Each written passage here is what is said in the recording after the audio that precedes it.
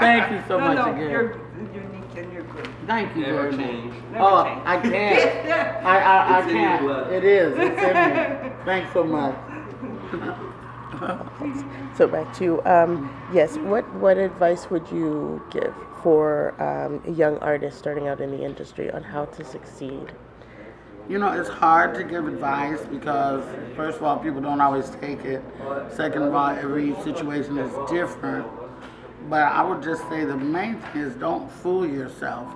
Like if you really have a drive and the talent to pursue something, then do that.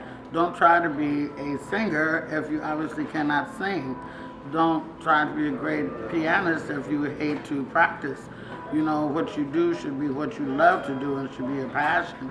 And if somebody's making you do it, maybe that's not really it. But, you know, just give it your all, and you have to be able to withstand the slings and arrows that are going to be thrown against you. And just, you know, make everybody a believer and do the very best you can. And if you love what you're doing, it'll show in your work. Can you just elaborate a little bit on what you were saying the other day, where you said that that it's hard, that you have to be on all the time, that you have to be present, you have to be observing, and you know, because this is for young artists who need to know really the rigors of what it takes. You can't just slack off. Yeah, it's like from the moment that you step out of your home or your room, you should look presentable because you never know who's looking at you. Every time it's not that way. You can run to the store and stuff like that. But if you're going in any kind of public situations, you should always look the way you want to be treated. If you look like a bum and get treated that way, then you wonder why. It's because look at the way you look.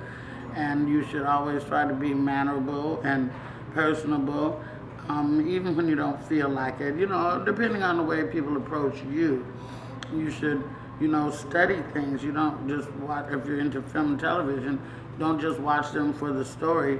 Look at the lighting, look at the scenery, look at the background. Somebody had to put that cup over there and learn what different jobs are, what a grip does, what a prop master does.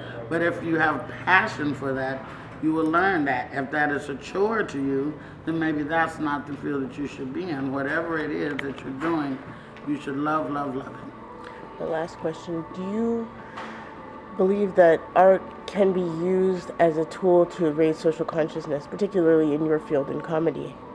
I think that art in every aspect can be used to raise social consciousness, definitely in comedy. There is a way to make like political statement but keep it in a humorous vein without sounding preachy.